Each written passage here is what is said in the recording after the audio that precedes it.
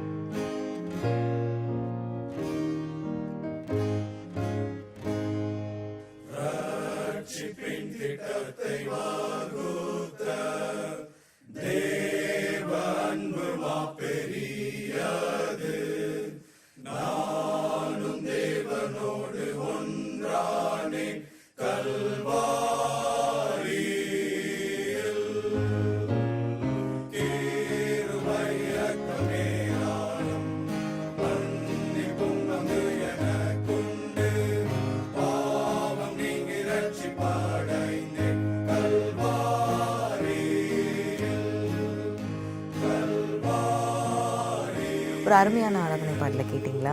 இந்த மாதிரி பாடல்களை நீங்கள் எப்போ வேணாலும் கேட்கணும்னு நினச்சிங்கன்னா, இல்லை இதே மாதிரி பல மொழி பாடல்களை கேட்கணும், மற்றவர்களுக்கு ஷேர் பண்ணணும் அப்படின்னு நினச்சிங்கன்னா, யூடியூப்பில் சிபிஎன் இந்தியா அப்படின்ற எங்களுடைய சேனல் போங்க. அங்கே இந்த மாதிரி நிறைய பாடல்களை நீங்கள் கேட்கலாம், மற்றவங்களோடையும் ஷேர் பண்ணலாம். இன்றைக்கி நம்ம தற்கொலை எண்ணங்கள் வருது இல்லையா, அதை பற்றி பேசிகிட்ருக்கோம். மென்டல் ஹெல்த் சீரீஸ் பேசும்போது நிச்சயமாக இதை பற்றி பேசணும். ஏன்னா பல பேர் இந்த மாதிரி மன ரீதியாக பாதிக்கப்படுறதுனால தான் தற்கொலை பண்ணிக்கலாம் அப்படின்ற எண்ணம் அவங்களுக்கு வருது. ஸோ இந்த மாதிரி தவறான முடிவை எடுக்கக்கூடாது அப்படின்னு நம்ம பேசிகிட்ருக்கோம். இப்போது பாஸ்டர் ஜான் ரவியை சந்திக்கலாம். அவருடைய வாழ்க்கையில் அடுத்த லெவலுக்கு போகிறதுக்கான எல்லா விதமான வழிகளும் அடைப்பட்டு போன மாதிரி ஒரு சூழ்நிலை. வெளிநாட்டுக்கு போய் சம்பாதிக்கணும் அப்படின்ற அவருக்கு ஆசை இருந்தது. அதுக்காக தன்னிடத்துல இருந்த எல்லாத்தையுமே அவர் இழந்துட்டார். அதுக்கப்புறம் அவர் வாழ்க்கையில் என்னாச்சு அப்படின்றத சாட்சியாக சொல்கிறாரு, பார்க்கலாம். ஜான் ரவி சென்னையை சேர்ந்தவர். அவருடைய தந்தை ஒரு பிரபலமான கம்பெனியில் என்ஜினியராக வேலை செய்து வந்தார். தன்னுடைய குடும்ப நலனுக்காக அவர் துபாய்க்கு சென்று வேலை செய்ய முடிவு செய்தார்.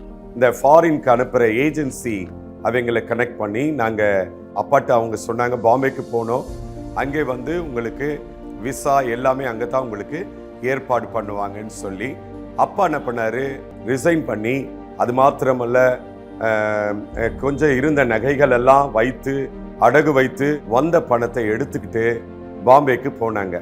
ஜான் ரவியின் தந்தை வெளிநாட்டில் இருந்து பணம் அனுப்புவார் என்ற எதிர்பார்ப்பில் அவருடைய குடும்பம் காத்திருந்தது.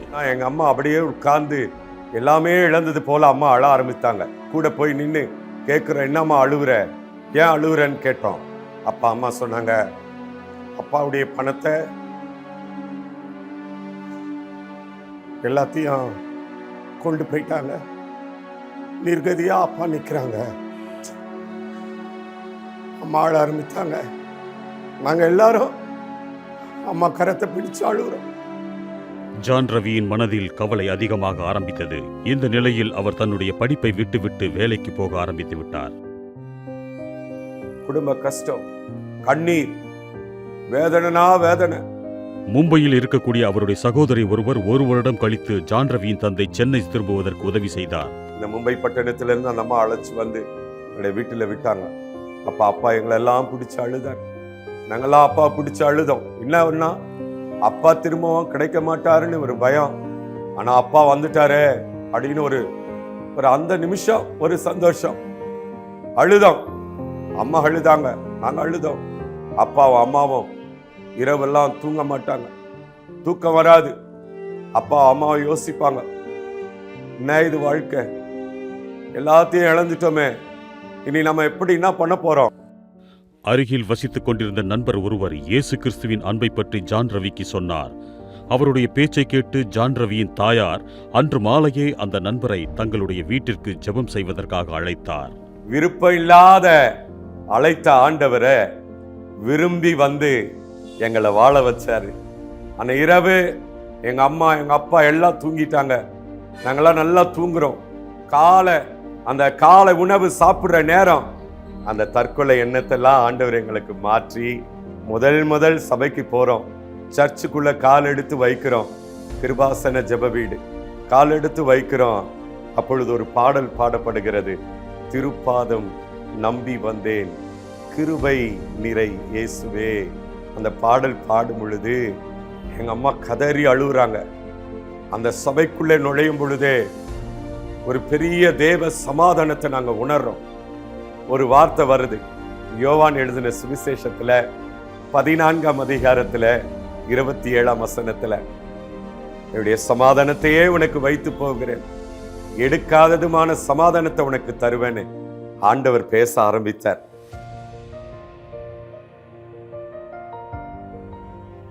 உயிரோட காப்பாத்தின இந்த இயேசுவை நான் பட்டி தொட்டி எல்லாம் சொல்லணும்னு என்னுடைய 16 வயதுல இந்த இயேசுவை நான் தெருக்களில் நின்று இந்த இயேசு எங்களுக்கு உயிர் தந்தார், சாக போன என் குடும்பத்தை வாழ வைத்தார், உங்களுக்கும் இந்த இயேசு அற்புதம் செய்வார்னு எனக்கு கிடைத்த இந்த நிம்மதி உங்களுக்கும் அநேகருக்கும் அறிவிக்கும்படியாய் இந்த நல்ல ஊழியத்தை செய்ய ஆண்டவர் கிருபை தந்து வருகிறார். கர்த்தர் இயேசு உங்களை ஆசீர்வதிப்பாராக. பாஸ்டர் ஜான் ரவியினுடைய அந்த சாட்சி ரொம்ப சந்தோஷம் கொடுக்கக்கூடியதாக இருந்தது. அவருடைய முகத்தில் இருக்கிற சந்தோஷத்தை பார்த்தா நமக்கும் ரொம்ப சந்தோஷமாக இருக்குது. அவருடைய வாழ்க்கையில் நம்பிக்கையே இல்லாத ஒரு சூழ்நிலையில் இருந்தார். ஆனால் தேவன் அவருக்கு தெரிஞ்ச பிறகு இப்போ அவருடைய வாழ்க்கை ரொம்ப நல்லா இருக்குது, மற்றவர்களுக்கும் ஆசீர்வாதமாக இருக்குது. நமக்கு நிறைய பிளான்ஸ் இருக்கலாம் லைஃப்பில், அதெல்லாம் சம்டைம்ஸ் சரியாக வரல அப்படின்னும் போது தான் நம்ம தேவன் பக்கம் திரும்புகிறோம். அப்புறம் தான் தெரியுது தேவன் வந்து நம்ம பிளான்ஸை விட நம்மளுக்கு ரொம்ப பெட்டரான பிளான்ஸ்லாம் வச்சுருக்காரு அப்படின்னு. ஸோ இன்றைக்கி உங்கள் வாழ்க்கையில் நீங்கள் அந்த மாதிரி ஒரு சூழ்நிலையில் இருக்கீங்களா? நீங்கள் நினச்ச எதுவுமே நடக்கலை, எல்லாத்துலேயும் நான் தோல்வி அடைஞ்சிட்டேன், எனக்கு இதுக்கப்புறம் வாழணுன்ற எண்ணமே இல்லை அப்படின்னு சோர்ந்து போயிருக்கீங்களா? அப்போ தேவனிடத்தில் நீங்கள் திரும்பும்போது நிச்சயமாக நீங்கள் நினச்சதை விட எதிர்பார்த்ததை விட ரொம்ப பெட்டரான பெஸ்ட்டான ஒரு லைஃப்பை அவர் வச்சுருக்காரு உங்களுக்காக. ஆனால் நீங்கள் அதுக்கு வாழணும் இல்லையா? அப்போ தான் அந்த பெட்டர் லைஃப்பை நீங்கள் எக்ஸ்பீரியன்ஸ் பண்ண முடியும். நீங்கள் ரொம்ப தளர்ந்து போயிருக்கீங்க, சோர்ந்து போயிருக்கீங்க, உங்களுடைய எண்ணங்கள் சிந்தனைகள் இது எல்லாமே தற்கொலையை சுற்றி இருக்குது அப்படின்னா நிச்சயமாக தேவன் வந்து உங்களை சந்திக்கிறதுக்காக காத்திருக்கார். நீங்கள் விசுவாசத்தோடு அவர்கிட்ட போகணும். அப்படி பண்ணும்போது நிச்சயமாக அவர் உங்களோட பேசுவார். அவருடைய வார்த்தை உங்கள் வாழ்க்கையை மாற்றிடும். நம்பிக்கையே இல்லாத சூழ்நிலையில் நம்பிக்கையை கொடுக்கும். துபாய் மாதிரி கல்ஃப் கண்ட்ரீஸ்க்கு போனீங்கன்னா அங்கே சில இடங்களில் வந்து டெசர்ட் சஃபாரி அப்படின்னு ஒன்று இருக்கும். அதாவது ஜீப்பில் போய் பாலைவனத்தை சுற்றி பார்க்கலாம். பாலைவனத்தில் சுற்றி பார்க்குறதுக்கு என்ன இருக்குது அப்படின்னு கேட்டிங்கன்னா அதுவும் சரிதான், நம்ம நேரில் போய் பார்த்தா தான் தெரியும் இல்லையா? பட் பைபிளில் எங்கெல்லாம் பாலைவனங்களை பற்றி மென்ஷன் பண்ணப்பட்டிருக்கோ அது வந்து ரொம்ப தனியாக இருக்கிறதுக்கும், ரொம்ப கஷ்டப்படுறதுக்கும், ரொம்ப வறட்சி, இந்த மாதிரி விஷயங்களை தான் அது குறிக்குது இல்லையா? நிறைய பேர் பாலைவனத்தில் எப்படி போனாங்க, அங்கேருந்து என்ன பண்ணாங்க, இந்த மாதிரி நிறைய சம்பவங்களை நம்ம வாசிக்கிறோம். அப்படி தான் ஒரு தடவை எலியா வந்து 1 ராஜாக்கள் 19ஆம் அதிகாரத்தில் பார்த்தோன்னா ஒரு பெரிய வெற்றி அடைஞ்சார். அதுக்கப்புறமா அவருடைய சூழ்நிலை அப்படியே மாறிடுச்சு. அவருக்கு வந்து ரொம்ப கலக்கமும் ரொம்ப தளர்ந்து போயிட்டார், சோர்ந்து போயிட்டார். அப்படி அவர் வந்து பாலைவனத்தில் போயிட்டார். அப்போ என்ன ஆச்சு அப்படின்றத நம்ம பல பேர் வந்து படிச்சிருக்கோம் இல்லையா? ரொம்ப சோர்ந்து போய் வந்து அவர் எப்படியெல்லாம் ப்ரே பண்ண ஆரம்பித்தார்னா, என்னுடைய முன்னோர்களை போல் வந்து நான் தகுதியானவன் இல்லை, எனக்கு வந்து உம்மோட இந்த மாதிரி ஒரு ப்ராஃபிட்டாக இருக்கிறதுக்கு, அதாவது தீர்க்கதரிசியாக இருக்கிறதுக்கு எந்த தகுதியுமே இல்லை, நீங்கள் என்னை எடுத்துக்கோங்க, என்னை வந்து கொன்னுடுங்க அப்படின்லாம் வந்து எலியா வந்து ஜெபம் பண்ண ஆரம்பிச்சிட்டாரு. நீ இவ்வளோ பெரிய தீர்க்கதரிசி, இந்த மாதிரிலாம் நீ ஜெபம் பண்ணுறியே, இந்த மாதிரி நீ விசுவாசமே இல்லாமல் இருக்கியே அப்படின்னு சொல்லி தேவன் வந்து அவரை திட்டலை. இந்த மாதிரி நம்பிக்கை இல்லாமல் ரொம்ப சோர்ந்து போய் தளர்ந்து போயிருந்த எலியா தீர்க்கதரிசியை தேவன் என்ன சொன்னார், எப்படி தேற்றினார்னு தெரியுமா? இந்த வசனத்தை படிக்கிறேன், கேளுங்க. 1 ராஜாக்கள் 19:7-8 வசனங்கள். கர்த்தருடைய தூதன் திரும்ப 2ஆம் தரம் வந்து அவனை தட்டி எழுப்பி, எழுந்திருந்து போஜனம் பண்ண, நீ பண்ண வேண்டிய பிரயாணம் வெகு தூரம் என்றான். அப்பொழுது அவன் எழுந்திருந்து புசித்து குடித்து அந்த போஜனத்தின் பலத்தினால் 40 நாள் இரவு பகல் ஒரேப் என்னும் தேவனுடைய பர்வதம் மட்டும் நடந்து போனான். இந்த வசனத்தை கேட்டிங்களா? தேவன் வந்து அவரை கடிந்து கொள்ளலை, கோவப்படலை. எப்படி இந்த சூழ்நிலையை ஹேண்டில் பண்ணாருன்னா, அவர் எந்த அளவுக்கு சோர்ந்து போயிருக்காரு, அவரும் மனிதர் தான் அப்படின்றத புரிஞ்சுக்கிட்டார். ஸோ அவருடைய இரக்கத்தினாலையும் தயவுனாலையும் முதல்ல சாப்பிட்றதுக்கு கொடுத்தாரு. சாப்பிட்ட பிறகு கொஞ்சம் ரெஸ்ட் எடுத்து எழுந்த பிறகு அதுக்கப்புறம் தான் தேவன் வந்து பேசினார். நம்மெல்லாம் கூட பல நேரத்தில் ரொம்ப சோர்ந்து போயிருக்கோன்னா நம்ம ஃபிசிக்கலி கூட எக்ஸாஸ்டடாக இருக்கும், ரொம்ப நேரம் கவலைப்படுறோம், பயப்படுறோம், ரொம்ப ஸ்ட்ரெஸ்டாக இருக்கும் அப்படின்னா அது மனதை மட்டும் இல்லை உடலையும் பாதிக்கக்கூடியதாக இருக்குது. ஸோ அதுலேருந்து நீங்கள் கொஞ்சம் வெளியே வந்து ரெஸ்ட் எடுத்துட்டீங்க அப்படின்னா கொஞ்சம் பெட்டராக ஃபீல் பண்ணுவீங்க. அதுக்கப்புறம் நீங்கள் பைபிள் வாசிக்கிறது, ப்ரே பண்ணுறது பண்ணலாம். தேவன் உங்களுக்கு ஞானத்தையும் கிருபையும் கொடுப்பாரு. உங்களுடைய சூழ்நிலையை எப்படி ஹேண்டில் பண்ணும் அப்படின்றத அவரே சொல்லி கொடுப்பாரு. அப்படி தான் நம்ம ஒவ்வொரு தடவையும் ரொம்ப எக்ஸ்ட்ரீமாக இருக்கக்கூடிய சூழ்நிலைகளை ஹேண்டில் பண்ணணும். தேவனுடைய தூதன் மூலமாக எலியாவுக்கு கிடைச்ச அந்த போஜனம், அந்த சாப்பாடு அவர் அடுத்த 40 நாளைக்கு பிரயாணம் பண்ணுறதுக்கான பலனை கொடுத்துச்சு. இரவு பகலாக அவர் நடந்து போக வேண்டியதாக இருந்ததுதான். ஸோ என்ன தேவையோ அந்த தேவை நிச்சயமாக சந்திக்கப்படுது. உங்களுடைய சூழ்நிலையில் எந்த காரியத்துக்காக இல்லை எந்த சூழ்நிலைக்காக நீங்கள் வந்து தற்கொலை பண்ணிக்கணும்னு நினைக்கிறீங்க, அந்த சூழ்நிலையை மாற்றுறதுக்கோ இல்லை அந்த பிரச்சனையினுடைய தீர்வு, உங்களுடைய தேவைகள், இது எல்லாத்தையுமே தேவனால் ரொம்ப ஈஸியாக சிம்பிளாக வந்து சால்வ் பண்ண முடியும். அதனால் இப்போது உங்களுக்கு தேவையானது வந்து ரெஸ்ட்டாக இருக்கலாம், இல்லை தேவனோட நீங்கள் தனியாக ஸ்பெண்ட் பண்ண வேண்டிய டைம், உங்களுக்கு ஒரு கிளாரிட்டி கிடைக்கும், அதை நீங்கள் பண்ணணும். அண்ட் இந்த மாதிரி நீங்கள் வந்து சூசைடல் தாட்ஸோடு இருக்கிறவங்க, ரொம்ப டிப்ரெஸ்டாக இருக்கிறவங்க யாராவது ஒருத்தவங்களை நீங்கள் சந்திக்கிறீங்கன்னா நீங்கள் பண்ண வேண்டிய 3 காரியங்களை நான் சொல்லுறேன். 3 C's ஞாபகம் வச்சுக்கோங்க. முதல்ல கேர், அப்புறம் கனெக்ட், அப்புறம் கவுன்சிலிங். அவங்க மேலே நீங்கள் அக்கறை காட்டணும். அப்புறம் பொறுமையாக அவங்க என்ன சொல்கிறாங்க அப்படின்றத நீங்கள் கவனிங்க. அவங்களுடைய சூழ்நிலையை புரிஞ்சுக்க ட்ரை பண்ணுங்கள், அவங்களோட கனெக்ட் பண்ணுங்கள். அதுக்கப்புறமா நீங்கள் கவுன்சிலிங் கொடுக்கலாம், அவங்களுக்கான ஆலோசனையை நீங்கள் கொடுக்கலாம். உங்களுக்கு ப்ரொஃபஷனல் கவுன்சிலர்ஸ் மூலமாக கவுன்சிலிங் வேணும்னு நினச்சிங்கன்னா CBN மூலமாக நீங்கள் வந்து அதை பெற்றுக்கொள்ள முடியும். ஃப்ரீ கவுன்சிலிங் ஸ்லாட்டை புக் பண்ண www.cbnindia.org www.cbn ஸ்பெஷல் ஆஃபரிங்ஸ் இந்த லிங்கை கிளிக் பண்ணலாம். ஜெப உதவி வேணும்னா சிபிஎன் ப்ரேயர் லைனுக்கு கால் பண்ணுங்கள். 9910401010 இந்த நம்பருக்கு கால் பண்ணிங்கன்னா உங்கள் கூட சேர்ந்தவங்களுக்காக நாங்கள் ஜெபிப்போம். திருப்புமுனை நிகழ்ச்சியில் அடுத்ததாக ஒரு சிறிய இடைவேளைக்கு பிறகு சந்திப்போம்.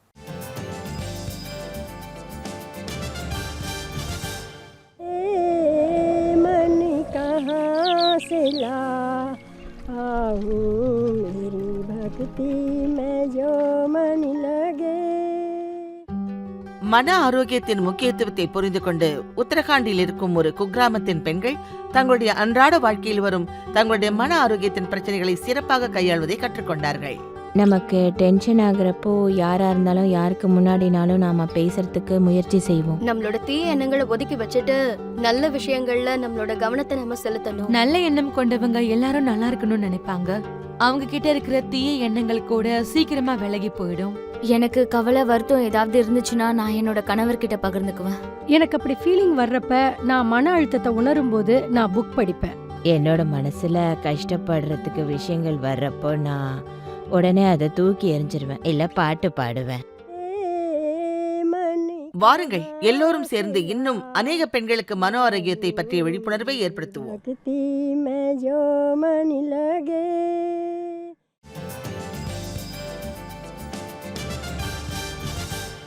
வெல்கம் பேக் டு திருப்புமுனை. மென்டல் ஹெல்த் சீரீஸில் இன்றைக்கி நம்ம தற்கொலை எண்ணங்கள் இருக்கும் இல்லையா, அதை பற்றி பேசிகிட்டு இருக்கோம். முழுவதுமாக நம்பிக்கை இழந்து இதுக்கப்புறம் இதை சரி பண்ணவே முடியாது, இந்த சூழ்நிலை மாறவே மாறாது அப்படின்னு நினைக்கிறவங்க தான் பொதுவாக தற்கொலை பண்ணும் அப்படின்னு யோசிப்பாங்க. அப்படி நம்பிக்கை இழந்தவங்களுக்கு இன்றைக்கி இந்த நிகழ்ச்சி மறுபடியும் நம்பிக்கையை கொடுக்கும்னு நாங்கள் அதுதான் இன்றைக்கி நம்ம பேசிகிட்டு இருக்கோம். இதுக்கு முன்னால் நம்ம ஒரு சாட்சியை கேட்டோம் இல்லையா. ஸோ தற்கொலை எண்ணங்கள் ஏன் வருது அப்படின்றத பற்றி நம்ம நிறைய பேசலாம். இது சாதாரணமாக எல்லாருக்கும் எப்பயாவது ஒரு தடவை வர்றது ஒன்று. இன்னொன்று டிப்ரெஷன் அப்படின்ற ஒரு மெடிக்கல் கண்டிஷன்னால் அவங்களுக்கு இந்த மாதிரி தற்கொலை எண்ணங்கள் வரலாம். பட் எந்த காரணத்துக்காக உங்களுக்கு அடிக்கடி இந்த மாதிரி தற்கொலை எண்ணங்கள் வருது அப்படின்னா உடனே நீங்கள் ஒரு சைக்காட்ரிஸ்ட் பார்க்குறதும் இதுக்கான கவுன்சிலிங் அண்ட் ட்ரீட்மெண்ட் எடுத்துக்கிறது ரொம்ப அவசியம். வாழ்க்கையில் இருக்கக்கூடிய பிரச்சனைகள்னால இப்போ நீங்கள் அந்த மாதிரி தற்கொலை பண்ணிக்கலான்ற அளவுக்கு பயந்து போய் ரொம்ப கோவத்தினாலேயும் நம்பிக்கை இழந்தும் இருக்கீங்க அப்படின்னா நிச்சயமாக இன்றைக்கு இந்த நிகழ்ச்சி உங்களுக்கு நம்பிக்கை கொடுக்கும். அண்ட் தேவனிடத்தில் வர்றது, பைபிள் வாசிக்கிறது, ப்ரே பண்ணுறது, இதெல்லாம் நிச்சயமாக உங்களுக்கு எந்த ஒரு சூழ்நிலையிலையும் நம்பிக்கையை கொடுக்கும். என்னால் ப்ரே பண்ணவே முடியல, அந்த மாதிரி ஒரு சூழ்நிலையிலேயே நான் இல்லை, எனக்கு எதுவுமே பிடிக்கல அப்படின்னு நினைக்கிறீங்கன்னா எங்களுக்கு நீங்கள் கால் பண்ணலாம், உங்களுக்கு நாங்கள் ஜெபிப்போம். இப்போ நம்ம காயத்ரி வெங்கட்டை சந்திக்கலாம். சின்ன வயசுலேருந்து அவங்க அப்பாவுடைய அன்புக்காக அவங்க ஏங்கினாங்க. அவங்க சின்ன வயசாக இருக்கும் போதே அவங்களுடைய சகோதரிகளை அவங்க பார்த்துருக்காங்க. அதில் ஒரு சகோதரி தற்கொலை பண்ணிக்கிட்டாங்க. இது அவங்களுடைய மனதை பெரிய அளவில் பாதிச்சிருச்சு. இன்னைக்கு காயத்ரி வெங்கட்டுடைய சாட்சியை இப்போ நம்ம கேட்கலாம். காயத்ரி வெங்கட் தன்னுடைய சிறு வயதில் நிறைய கஷ்டங்களை எதிர்கொண்டார். அவர் பிறந்தது முதலே அவருடைய குடும்பத்தில் நிம்மதி இல்லாமல் இருந்து எங்கள் வீட்டில் ஒரு 2 தெரு தள்ளி ஒரு வீட்டில் தான் எங்கள் அப்பா அவருடைய இன்னொரு மனைவி கூட இருந்தாங்க. எனக்குள்ள ஒரு ஏக்கம், ஏன் நம்ம அப்பா மட்டும் நம்ம கூட இல்லையே அப்படின்ற ஒரு ஏக்கத்தோடு தான் நான் அந்த சின்ன பிள்ளை வயசில் நான் கடந்து சென்றேன். ஒரு தனிமையின் அனுபவம், ஆல் அலோன் அப்படின்ற ஒரு ஃபீலிங் ஆழமாக உள்ளத்தில் இருந்தது. இந்த நிலையில் காயத்ரி மிகவும் நேசித்த அவருடைய சகோதரி ஒருவர் தற்கொலை செய்து கொண்டார். தன்னுடைய சகோதரியின் மரணத்தை காயத்ரியால் ஏற்றுக்கொள்ளவே முடியவில்லை. இப்போ என்னுடைய அக்கா மரிச்சு போயிட்ட, இனிமேல் என்னால் அவளை பார்க்க முடியாது அப்படின்ற ஒரு ஆழா துயரம் என் இருதயத்தில் என்னை ரொம்ப பாதிச்சது. எனக்கு எங்கள் அக்காவோட சத்தம் கேட்டுகிட்டே இருக்கும். அவள் என்னை பேர் சொல்லி கூப்பிடுற மாதிரி அந்த சத்தங்கள், என்னுடைய கனவுலையும் என்னோட அக்கா வர ஒரு சூழ்நிலை, வீட்டில் போய் தனியாக என்னால் இருக்க முடியாது, ஒரு ஹாண்டட் ஃபீலிங், ஏதோ ஒன்று எனக்குள்ளே நடக்குது அப்படின்ற மாதிரி, யாரும் என்னை கூப்பிட்ற மாதிரி ஒரு ஃபீலிங். அம்மாவும் அழுதுகிட்டே இருப்பாங்க. அந்த சூழ்நிலையில் அவங்களுக்கு எங்களால் ஆறுதல் கொடுக்கவே முடியல. அப்போ அம்மா கூட ஒர்க் பண்ண கொலீக்ஸ் 2 பேர் பைபிளை கொடுத்தாங்க. அந்த பைபிள் வாசிக்கும் போது அவங்க இருதயத்தில் பயங்கர ஒரு சந்தோஷம், ஒரு சமாதானம். எங்களை என்ன தொட்டுது அப்படின்னா, எங்கள் அம்மாவுடைய வாழ்க்கையில் அவங்க முகத்தில் இருந்த அந்த கண்ணீரில் ஒரு மாற்றம் இருந்தது, ஒரு பீஸ் அவங்க முகத்தில் பார்க்க எங்களால் முடிஞ்சது. பரலோகத்துக்கு அனுப்பணும். அந்த தம்பதி காயத்ரி மற்றும் அவருடைய குடும்பத்தாரை ஞாயிற்றுக்கிழமை நடக்கும் ஜெப கூட்டத்திற்கு அழைத்தார்கள். பாட்டு பாடினாங்க, மெசேஜ் அந்த இடத்துல கேட்டேன். பட் எனக்குள்ள ஒரு மாற்றம். அந்த வாரம் முழுவதும் எங்கள் அப்பாவோட ஞாபகம் இல்லை, அந்த ஏக்கம் எனக்குள்ளே இல்லை. என் அக்காவை நினச்ச அந்த கண்ணீரின் பாதை எனக்கு இல்லை. ஏதோ ஒன்று எனக்குள்ளே நடந்தது, என்னால் உணர முடிஞ்சுது. பட் உண்மையை சொல்லணும்னா, I got addicted to Sunday service. அந்த ஞாயிற்றுக்கிழமை சபைக்கு நான் போனேன் அப்படின்னா அந்த வாரம் ஃபுல்லாக எனக்கு நிம்மதியாக இருக்கும். அந்த ஒரே காரணத்துக்காக ஒரு சில வாரங்கள் நான் சர்ச்சுக்கு போக தொடங்கினேன். ஒரு 2 மாதம் நான் அந்த மாதிரி போயிருக்கும்போது ஒரு குறிப்பிட்ட வாரம் வந்து ஃபாதர்ஸ் டே அப்படின்னு சொல்லி செலிப்ரேட் பண்ணாங்க. அப்போ அந்த தகப்பனார் தினம் அப்படின்னு சொல்லி அங்கே பாஸ்டர் வந்து ஒரு அப்பா எவ்வளோ நல்லவர் அப்படின்னு சொல்லி நிறைய காரியங்களை அந்த இடத்துல பேசிக்கிட்டே இருந்தாங்க. அப்போ நான் கண்ணீராக எனக்குள்ளே வந்துகிட்டே இருக்குது. கிட்டத்தட்ட 1 மணி நேரம் ஐ வாஸ் க்ரையிங் அந்த இடத்துல. ஏன் இயேசுவே நீங்கள் உண்மையான கடவுள்னா எனக்கே அப்பா இல்லை அப்படின்னு சொல்லி. அப்போ ஆண்டவர் வந்து அந்த மெசேஜ் மூலமாக என்கிட்ட பேசினார். Maybe you don't have a father. ஒருவேளை உனக்கு அப்பா இல்லாமல் இருக்கலாம், இல்லை அப்பாவோட அன்பை வந்து நீ உணராமல் இருக்கலாம். நான் உனக்கு அப்பாவாக இருப்பேன்னு சொல்லி. ஒருவேளை என் உள்ளத்தின் ஆழத்துலேருந்து நான் சொல்லணும் அப்படின்னா இந்த ஆண்டவராகிய இயேசு கிறிஸ்துவை எனக்கு கடவுளாக தெரியாது, ஒரு அப்பாவாக அவர் என் வாழ்க்கையில் வந்தார். எல்லோரும் பாவம் செய்து தேவ மகிமையற்றவர்களாகி, அதுதான் நான் ஃபஸ்ட்டு மனப்பாடம் பண்ணின வசனம். இப்படி ஆண்டவருடைய வார்த்தை எனக்குள்ளே போகும்போது எனக்குள்ளே இருக்கிற எல்லா வெற்றிடங்கள், எனக்குள்ளே இருக்கிற எல்லா வெறுமையுமோ நிறைவாய் மாறினதை என்னால் உணர முடிஞ்சுது. பள்ளி படிப்பை முடித்த பிறகு சென்னையில் உள்ள ஒரு மிக பிரபலமான கல்லூரியில் படிக்க வேண்டும் என்று அவர் ஆசைப்பட்டார். அதற்காக அவர் ஜெபம் செய்தார். எனக்குள்ள அந்த ஆசை என்ன அப்படின்னா, என்னுடைய மூத்த அக்கா வந்து மெக்கானிக்கல் இன்ஜினியரிங் படிச்சுட்டு இருந்தாங்க. ஸோ நான் எல்லாருக்கிட்டையும் சொல்லுவேன், எனக்கும் இன்ஜினியரிங் பண்ணணும், அதுவும் பெஸ்ட்டு காலேஜ் வந்து அண்ணா யூனிவர்சிட்டியில் நான் பண்ணோம் அப்படின்ட்டு ஒரு ஆசை. நான் ஆண்டர்கிட்ட போய் ஜாமன், ஆண்டர் நீங்கள் தானே எனக்கு அப்பா, நீங்கள் தானே எனக்கு செய்யணும் அப்படின்னு சொல்லி. ஜூலை 4 எக்ஸாக்ட்லி எனக்கு ஒரு அட்மிஷன் லெட்டர் அண்ணா யூனிவர்சிட்டியிலேருந்து வந்தது.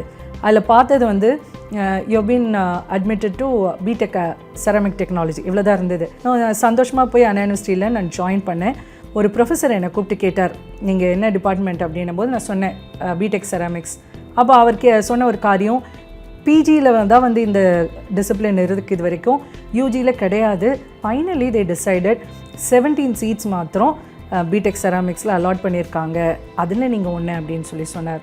அப்போ எனக்குள்ளே ஆண்டர் பேசின காரியம், நான் உனக்கு அப்பாவை வந்து உனக்காக காரியங்களை வாய்க்க பண்ணியிருக்கிறேன் அப்படின்னு சொல்லி.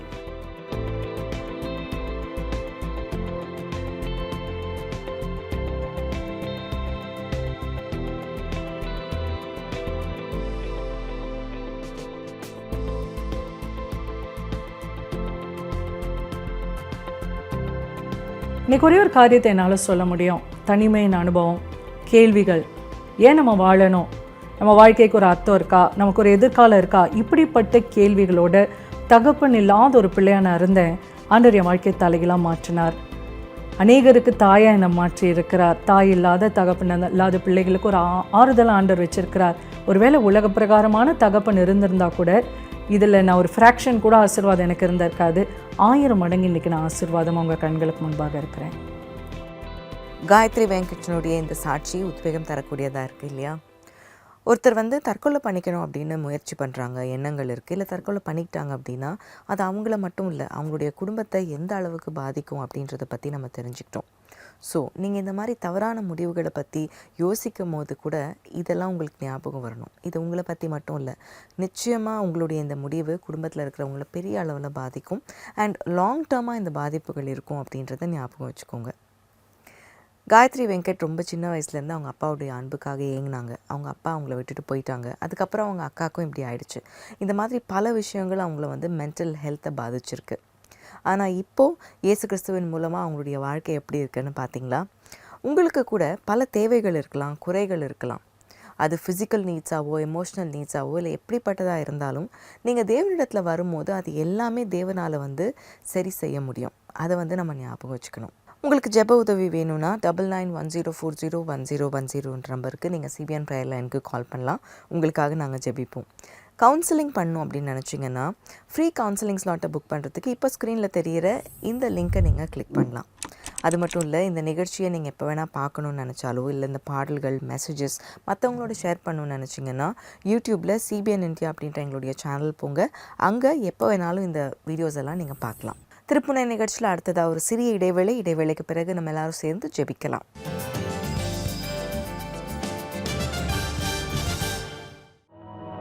உங்களை சுற்றிலும் ஒரே குரல் கேட்டுக்கொண்டே இருக்கிறதா? உங்களுக்கு வேறு வழியே இல்லை என்ற குரல்.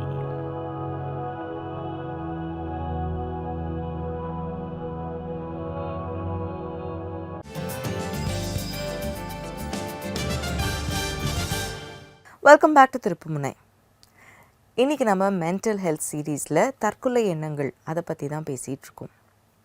அண்ட் உங்களுக்கு அந்த மாதிரி இருக்குது அப்படின்னா தற்கொலை எண்ணங்கள், அதை வந்து உடனே அட்ரஸ் பண்ணணும். அதை யாருக்கும் சொல்லாமல் மறைக்கிறதோ இக்னோர் பண்ணுறதோ அப்படி பண்ணக்கூடாது. அண்ட் இந்த மாதிரி எந்த ஒரு ப்ராப்ளமாக இருந்தாலும் ஏன் வருதுன்னா, இந்த தற்கொலை எண்ணங்கள் வரதுக்கான காரணமே நம்பிக்கை இழக்கிறது. இங்கிலீஷில் ஒரு பழமொழி இருக்குது, there is light at the end of the tunnel அப்படின்னு சொல்லுவாங்க. ஒரு ட்ரெயின் வந்து ஒரு குகைக்குள்ளே, ஒரு டனலுக்குள்ளே போகுது அப்படின்னா ரொம்ப தூரம் போகும், இருட்டாக இருக்கும். ஆனால் அந்த டனல் முடியும் போது, குகை வழியாக போயிட்டு அந்த இது முடியும் போது வெளியே வந்து லைட் இருக்கும் இல்லையா? அந்த மாதிரி இன்றைக்கி நீங்கள் ரொம்ப இருளில் இருக்கீங்க, இருளின் பாதையில் போகிறீங்க அப்படின்னா அந்த பாதையினுடைய முடிவில் நீங்கள் எதிர்பார்க்குற வெளிச்சம் இருக்குது. அந்த வெளிச்சத்தினுடைய பெயர் இயேசு கிறிஸ்து. இப்போ நம்ம எல்லாரும் சேர்ந்து ஜெபிக்கலாம். ஜெபம் செய்வோம். பிதாவே, இயேசு கிறிஸ்துவின் நாமத்தில் உம்னால் வருகிறோம். இந்த நாளுக்காக உமக்கு ஸ்தோத்திரம். இன்றைக்கும் இந்த நிகழ்ச்சியை பார்க்குறவங்களில் எவ்வளோ பேர் நம்பிக்கை இழந்திருக்காங்க, ரொம்ப சோர்ந்து போய் தளர்ந்து போயிருக்காங்க அப்படின்றத நீர் அறிந்திருக்கிறீர். இதில் எவ்வளோ பேருக்கு தற்கொலை எண்ணங்கள் இருக்குன்றதையும் நீர் அறிந்திருக்கிறீர். அது மட்டும் இல்லை, அவங்க ஃபேமிலிலேயோ இல்லை ஃப்ரெண்ட்ஸ்லேயோ யாராவது ஒருத்தவங்க தற்கொலை பண்ணதுனால அவங்களுடைய மென்டல் ஹெல்த் பாதிக்கப்பட்டிருக்கு அப்படின்னா அவங்களுக்காகவும் நாங்கள் ஜெபிக்கிறோம். இந்த மாதிரி எண்ணங்கள் வரும்போது அதை ரொம்ப ஸ்ட்ராங்காக நாங்கள் நின்று அதை ஃபைட் பண்ணுறதுக்கு எங்களுக்கு உதவி செய்யுங்க. நிகழ்ச்சியை பார்க்குற ஒவ்வொருத்தரையும் உடைய கருத்தில் ஒப்பு கொடுக்குறேன். அவர்கள் இழந்த நம்பிக்கை அவர்களுக்கு ரெஸ்டோர் பண்ணுங்கள். அவர்கள் எதிர்பார்க்குற அந்த வெளிச்சம் நீர் தான் அப்படின்றத அவங்க தெரிஞ்சுக்கிட்டோம். அவங்களுடைய இருளிலிருந்து அவர்களை நீங்கள் விடுதலை பண்ணி அவர்களுக்கு இந்த இட்டர்னல் லைட்டை தெரியப்படுத்துங்க அப்படின்னு நாங்கள் ஜெபிக்கிறோம். அது மட்டும் இல்லை, மற்றவர்களுடைய தற்கொலை இவங்களை பாதிச்சிருக்கு, இவங்க ஃபேமிலியில் யாராவது ஒருத்தவங்க அந்த மாதிரி தற்கொலையில் வந்து இறந்துருக்காங்க அப்படின்னா அதனுடைய பாதிப்பு கொஞ்சம் கொஞ்சமாக ஹீல் ஆகிறதுக்கு ஹெல்ப் பண்ணுங்கள். அந்த ட்ராமாலேருந்து அவங்க மொத்தமாக ஹீல் ஆகி சந்தோஷத்தோடையும் நம்பிக்கையோடையும் வாழ அவங்களுக்கு உதவி செய்யுங்க. ஒவ்வொருத்தரையும் உங்களுடைய கரத்தில் ஒப்பு கொடுக்குறோம். இயேசு கிறிஸ்துவின் நாமத்தில் ஜெபிக்கிறோம் பிதாவே, ஆமென்.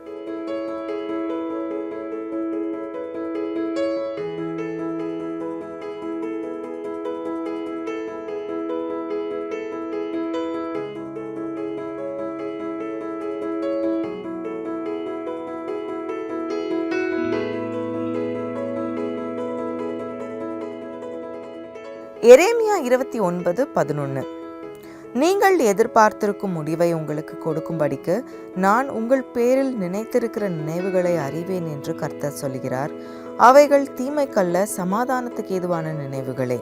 இந்த வசனம் சொல்கிற மாதிரி உங்களுடைய எதிர்காலத்துக்கு நிறைய பெஸ்ட் பிளான்ஸை தேவன் வச்சுருக்காரு. ஸோ அந்த நம்பிக்கை உங்களுக்கு வேணும். நிச்சயமாக இன்றைய நிகழ்ச்சி வந்து உங்களுக்கு நம்பிக்கை கொடுத்துருக்கும். அடுத்ததாக ஒரு இனிமையான பாடல் வருது, பாடலை பாருங்கள். மீண்டும் நாளைக்கு திருப்புமுனை நிகழ்ச்சியில் உங்களை சந்திக்கிறேன். God bless you. விசுவாசம் கொண்டேனே, சுகவாசம் கண்டேனே, திருவசனம் எனக்கு தந்தார், அவர் வசமாய் இழுத்துக் கொண்டார். கானானின் வாழ்வை தந்து என்னை மேலாக உயர்த்திடுவார். பேராக பாலாக நன்மையானதை தந்திடுவார். நான் கிருபையில் வாழ்கிறேன், நான் கிருபையில் வாழ்கிறேன், நான் கிருபையில் வாழ்கிறேன், நான் கிருபையில் வாழ்கிறேனோ. நெஞ்சோடு அணைத்துக் கொள்ளும் இந்த தகப்பனின் கரங்களுண்டு, கனிவோடு காத்துக் கொள்ளும் இந்த கர்த்தரின் கண்களுண்டு. நெஞ்சோடு அணைத்துக் கொள்ளும் இந்த தகப்பனின் கரங்களுண்டு, கனிவோடு காத்துக் கொள்ளும் இந்த கர்த்தரின் கண்களுண்டு. பாதைகளோ தீமைகளோ என்னை அணுகிட முடியாது, பாதைகளோ தீமைகளோ என்னை அணுகிட முடியாது. நான் கிருபையில் வாழ்கிறேன், நான் கிருபையில் வாழ்கிறேன், நான் கிருபையில் வாழ்கிறேன், நான் கிருபையில் வாழ்கிறேனோ. நெஞ்சோடு அணைத்துக் கொள்ளும் இந்த தகப்பனின் கரங்களுண்டு, என்னை கனிவோடு காத்துக் கொள்ளும் இந்த கர்த்தரின் கண்களுண்டு.